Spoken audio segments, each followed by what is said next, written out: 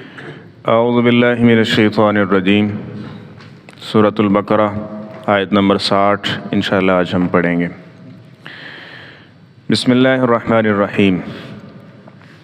وَإِذِ اسْتَسْقَىٰ مُوسَىٰ، اور جب پانی طلب کیا موسیٰ علیہ السلام نے لقومہ ہی اپنی قوم کے لیے، فَقُلْنَا، تو پھر ہم نے کہا، اضرب، آپ ماریں، بعصاک الحجر، اپنی لاٹھی کو پتھر پر، فانفجرت، تو پھر پھوٹ پڑے، منہ اس سے، اثنتا عشرۃ عینا، 12 چشمے، قد علم کل اناس مشربہم، جان لیا ہر لوگوں کے گروہ نے اپنے پینے کے چشمے کو، کلو، کھاؤ، واشربو، اور پیو، من رزق اللہ، اللہ تعالیٰ کے رزق میں سے، ولا تعثوا فی الارض مفسدین، اور زمین میں دنگا فساد مچاتے ہوئے مت پھرو۔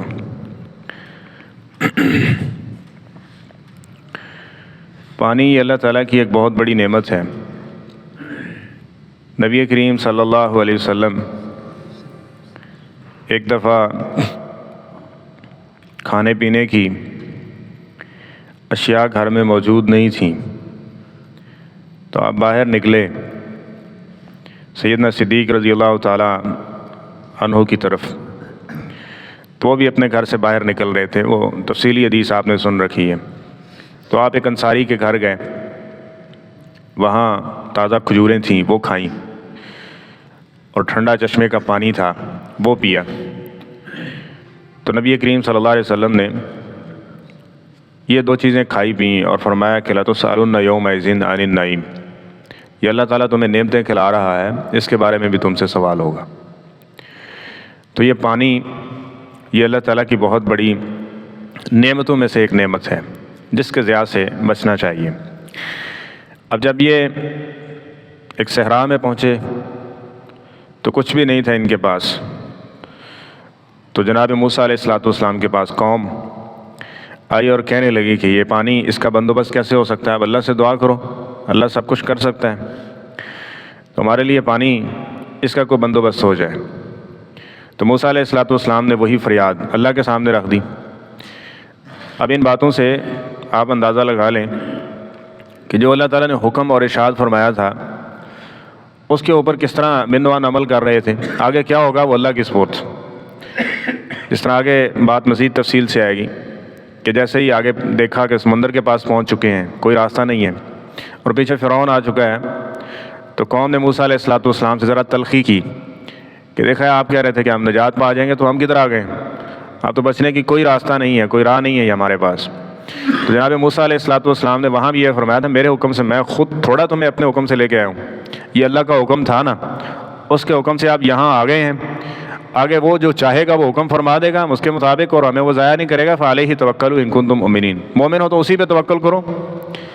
اب جب انہوں نے اس پہ توکل کیا، اللہ تعالیٰ پریکٹس بھی کروا رہا تھا نا کچھ چیزوں کی، تو جب انہوں نے کہا کہ ٹھیک ہے، اللہ ربنا توکلنا، اگر یہی بات ہے تو پھر ہم توکل کرتے ہیں۔ اب جب یہ کیا تو پھر اللہ نے وہی فرمائی کہ آپ یہاں لاٹھی مارو اور یہ رستے بن جائیں گے، تو اللہ نے رستے بنا دیے، اور اس کے بعد وہاں پہنچ گئے۔ تو اب کھانے پینے کی یہ چیزیں نہیں تھی، تو من و سلوہ کا اللہ نے بندوبست کیا۔ پانی کی ضرورت تھی تو اللہ تعالیٰ نے وہی فرمائی، فَقُلْنَا اضْرِب بِعَصَاكَ الْحَجَرَ، کہ آپ یہ جو لاٹھی ہے نا، اس لاٹھی کو پتھر کے اوپر ماریں۔ فانفجرت منہ اثنتا عشرۃ عینا، تو موسیٰ علیہ السلام نے اس لاٹھی کو پتھر کے اوپر مارا تو اس پتھر سے 12 چشمے چل پڑے، 12 چشمے، جس طرح وہاں 12 راستے بنائے گئے، آگے آگے 12 چشمے بنائے گئے۔ اب یہ 12 کی حکمت کیا تھی؟ قد علم کل اناس مشربہم، ہر جو گروہ تھا نا ان میں سے، اس نے اپنے پینے کا گھاٹ مقرر کر، یہ چشمہ ہمارا اپنے لیے خاص کر لیا، کہ بنی اسرائیل کے 12 قبیلے تھے اس وقت، تو 12 رستے بنا دیے گئے تاکہ وہ ہر قبیلہ اپنے اپنے رستے سے گزر جائے، کیونکہ افراتفری کا عالم تو تھا نا اس وقت، جلدی سے نکلو، پیچھے سے فرعون چڑھ رہا ہے، تو پھر کوئی ادھر کوئی ادھر، کوئی گھسم گھسا، کوئی لڑائی جھگڑے کا اندیشہ، 12 چشمے بنا دیے، ہر قبیلہ اپنے رستے سے گزر جائے اور یہ نہ ہو۔ اور اس کے بعد پانی کا معاملہ تھا، تو پتھر سے پانی نکل رہا تھا، پتہ نہیں کتنا نکلتا ہے، کب تک نکلتا ہے، ٹھیک ہے، بھروسہ تو کم تھا۔ بہرحال اللہ نے 12 چشمے چلا دیے، یہ 12 کے، تاکہ یہاں بھی ان کے کوئی لڑائی جھگڑا اور یہ چیزیں نہ ہوں، کیونکہ یہ ایک ایسی چیز ہے، لڑائی جھگڑا اور فتنہ فساد، کہ جس گھر اور جس بستی اور جس علاقے میں آ جائے، اللہ تعالیٰ کی رحمت وہاں سے روٹ جاتی ہے۔ بلکہ یوں کہیے حدیث میں یہ ذکر ہے اور قرآن پاک میں بھی کہ جن قوموں کو اللہ سزا دینا چاہتا ہے نا ان کو آپس میں لڑا دیتا ہے. وہ آپس میں لڑ رہے ہیں تو یہ سزا ہے. رشتہ داریوں کے اوپر اڑے ہوئے ہیں نا 10 20 سال سے, تو مت سمجھیں کہ یہ اللہ تعالیٰ کا کرم ہے, یہ اللہ کا فضل ہے. اللہ کا کرم فضل کوئی نہیں ہے, یہ اللہ تعالیٰ کی طرف سے ایک سزا ہے جو غیر محسوس انداز میں جھیل رہے ہو تم. جب بھی کوئی اس طرح سے کوئی چہرہ سامنے آتا ہے, کوئی خوشی غمی کا موقع آتا ہے, تو اس کی آگ سے جلتا ہے دل اندر سے, وہ جلتا رہے گا. یہ اللہ کی طرف سے سزا ہے. اور نبی کریم صلی اللہ علیہ وسلم نے فرمایا تھا کہ آپس کے اختلاف سے بچ جاؤ, تمہیں ہی الحالکہ, یہ تمہیں تباہ کر دے گا, یہ ہلاک کر کے رکھ دے گا. اور صلہ رحمی کے متعلق بھی نبی کے پیچھے ہم کچھ پڑھ رہے ہیں کچھ. نبی کریم صلی اللہ علیہ وسلم سے ایک صحابی آیا اور کہنے لگے اللہ کے رسول صلی اللہ علیہ وسلم میرا ایک رشتہ دار ہے, فاصلہ, میں اس کے ساتھ صلہ رحمی کرتا ہوں اور وہ کیا کرتا ہے میرے ساتھ ہمیشہ قطع رحمی کرتا ہے. میں اچھا سلوک کرتا ہوں, وہ میرے ساتھ برا سلوک کرتا ہے. تو کیا کہہ دینا چاہیے تھا نا, چلو جیسے وہ کر رہا ہے بدلے میں تم بھی ویسے کر لو. فرمایا نہیں, وہ برا کر رہا ہے نا, سمجھتے ہو تم کہ وہ برا ہے, تو تم برا کیوں بن رہے ہو؟ تم نے وہ کام نہیں کرنا, بلکہ تم نے یہ صلہ رحمی مسلسل اس کے ساتھ کرتے رہنا ہے. اس کا انعام اور فائدہ یہ ہوگا کہ لا یزال معک من اللہ ظہیر, جب تم یہ کام کرتے رہو گے نا کہ وہ قطع رحمی کر رہا ہے, تم صلہ رحمی اس کے ساتھ کرتے رہو گے, اللہ ایک فرشتے کو مقرر کر دے گا جو ہمیشہ اس کے خلاف تمہاری مدد کرے گا, ہمیشہ اس کے خلاف تمہاری. ولا یزال معک من اللہ ظہیر, اللہ کی طرف سے تیرے ساتھ مددگار بھی ہوگا. اور تصفہم الملہ, تم ان کو خاک اور دھول چٹاتے رہو گے کہ وہ لڑانا چاہتا تھا, وہ اس کے ذریعے لڑائی اور جھگڑے کے ذریعے تمہیں اللہ کی رحمت سے محروم کرنا چاہتا تھا, تو تم نے ایسا نہیں کیا تو اللہ کی رحمت بھی مل گئی اور اس کے منہ میں خاک پڑی, اور اللہ کی طرف سے تمہارا مددگار ہے اس کے خلاف. تو اس صورت میں, اور تیسری حدیث بھی اس حوالے سے کہ نبی کریم صلی اللہ علیہ وسلم نے جھگڑے اور فتنے فساد اس سے بچنے کی کس حد تک تاکید کی ہے. فرمایا کہ اگر تم حق پر بھی ہو اور دوسرا بندہ اڑ گیا, ضدی ہے وہ, اور وہ ہٹ درمی پر اتر آیا ہے اور وہ چھوڑنے کے لیے تیار نہیں ہے, اب یہ جھگڑا چلتا رہے گا اور تم اسی جھگڑے کے اندر جو ہے وہ جلتے رہو گے. تم ایسے کرو, اپنا حق چھوڑ دو, اپنا حق چھوڑ دو, جھگڑے کو ختم کر دو, اس لڑائی کو مٹا دو. قیامت کے دن آنا, جنت کے اندر میں تمہیں اللہ تعالیٰ سے ایک محل لے کے دے دوں گا. تو اس بات سے آپ اندازہ لگا لیں کہ جھگڑا چھوڑنا اور جھگڑوں کو مٹانا کس حد تک ضروری ہے. اب یہ 12 چشمے بنانے کے اندر اور 12 رستے بنانے کے اندر بھی کیا تھی, یہی حکمت تھی کہ آپس میں لڑے نہیں, کیونکہ اللہ کے اصول کو کوئی تبدیل نہیں کر سکتا. اگر یہ وہاں لڑتے اور یہ سارا کچھ ہوتا تو اللہ کی رحمت چلی جاتی, یا یہ فرعون کا شکار ہو جاتے, یا پھر یہ ہے کہ وہ اس دریا برد ہو جاتے, اور یہ صحرائے سینا میں وہاں جا کے لڑتے, تو وہاں نہ ان کے پاس پانی کچھ بھی نہیں تھا, تو وہاں بھی یہ مارے جاتے. تو اللہ تعالیٰ نے اپنی رحمت سے ان چیزوں سے بچایا. اور سب سے بہترین آدمی کون ہے؟ ان اللہ رفیق یحب الرفقہ, جس دل کے اندر نرمی ہے, جس کے مزاج میں نرمی, اکھڑ مزاج نہیں ہے, ضدی اور ہٹ درم پہ نہیں ہے, بات کا پتنگڑ بنانے والا نہیں ہے, ٹھیک ہے, جھگڑے اور لڑائیوں کی باتیں ڈھونڈنے والا اور بنانے والا نہیں ہے, بلکہ ان ساری چیزوں کو کیا کرتا ہے, ختم کرتا ہے. نرم دل ہے, وہ لوگوں کو معاف کرتا ہے, تو اللہ تعالیٰ بھی اس بندے کو کیا کر دیتے ہیں, معاف فرما دیتے ہیں. تو ایسا بننے کی کوشش ہونی چاہیے. اور جو لڑائی جھگڑا یہ چیزیں جس طرح کے شیطان کے بارے میں ہم آگے بھی بڑھیں گے کہ اس کی یہ خواہش ہے اور یہ کوشش ہے اور اس پہ بڑی وہ محنت کرتا ہے. وہ کیا کرتا ہے کہ آپس میں ان دونوں کو لڑایا جائے. جب یہ آپس میں یہ دونوں لڑ پڑیں گے تو پھر وہ صلہ رحمی کے متعلق حدیث آپ نے سنی ہوئی ہے, وہ تو عملی قبول نہیں ہوتے. تو پھر وہ جو کرتا رہے گا وہ یہ کام کروا کے سارا, جس طرح نبی کریم صلی اللہ علیہ وسلم نے فرمایا اللہ شیطان جو ہے نا یہ عرش اپنا لگاتا ہے, ابلیس جو ہے یہ پانی پر اپنا عرش لگاتا ہے اور رپورٹ لیتا ہے, ہاں جی تم کیا کر کے آئے ہو, کو کہتا ہے میں نے کسی سے چوری کروائی, یہ کروایا, وہ کروایا.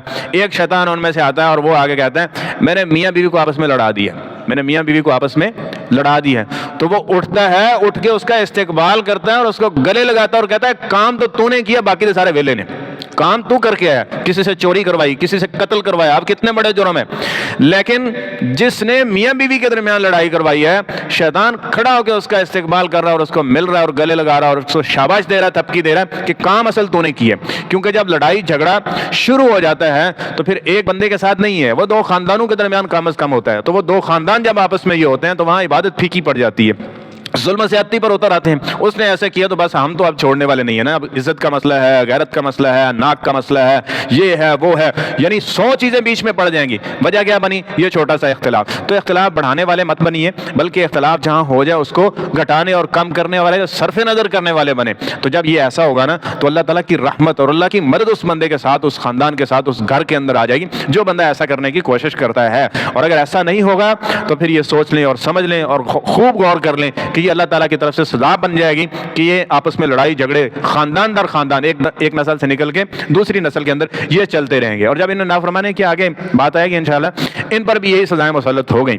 تو اللہ تعالیٰ فرماتے ہیں کہ یہ ہم نے ان کے لیے الگ الگ چشمے بنا دیے، لڑائی جھگڑے سے بچ گیا۔ اللہ فرما رہے ہیں کلو واشربو، کھاؤ پیو من رزق اللہ کے رزق میں سے، لیکن ولا تعثوا فی الارض مفسدین، اللہ کا رزق کھا کے اسی کی نافرمانی نہیں کرنی، بغاوت نہیں کرنی۔ جس طرح کہ ایک عام اور سادہ سی بات یہ ہے کہ اللہ کے انعام و اکرام مل رہا ہو نا تو کم از کم اس کو اس کی نافرمانی میں نہیں لگانا چاہیے۔ مثلا خوشی کا موقع ہے تو خوشی کے موقع پہ ہی اس کی بغاوت، ٹھیک ہے۔ عام طور پہ ایسا ہوتا ہے، عید کا دن دیکھ لیں، عید کا دن خوشی کا دن ہے نا، اس دن کیا چل رہا ہے، اللہ معاف فرمائے، اور کچھ لوگ ہیں خاص اس دن یہ پلان کرتے ہیں کہ آج ہم نے یہ برا کام کرنا ہے، آج ہم نے یہ غلط کام کرنا ہے، آج ہم نے یہ کھانے پینے کے اندر یہ شراب نوشی اور وغیرہ اور اس طرح کے ڈانسنگ پارٹیاں اور یہ کام کرنا ہے۔ اور بھائی خوشی کا دن ہے، اور جب خوشی اللہ عطا کرتا ہے نا، اس موقع پہ جو اس کی نافرمانی کرتا ہے وہ عام مواقع کے اوپر نافرمانی کرنے سے زیادہ بڑا مجرم ہوتا ہے اور زیادہ بڑا گناہگار سمجھا جاتا ہے کہ اللہ تعالیٰ انعام و اکرام ان کو عطا کر رہے ہیں اور یہ اس کی نافرمانی اور بغاوت پہ اترے ہوئے ہیں۔ تو فرمایا اللہ کا رزق کھاؤ، ولا تعثوا فی الارض مفسدین، فسادی بن کے مت چلو،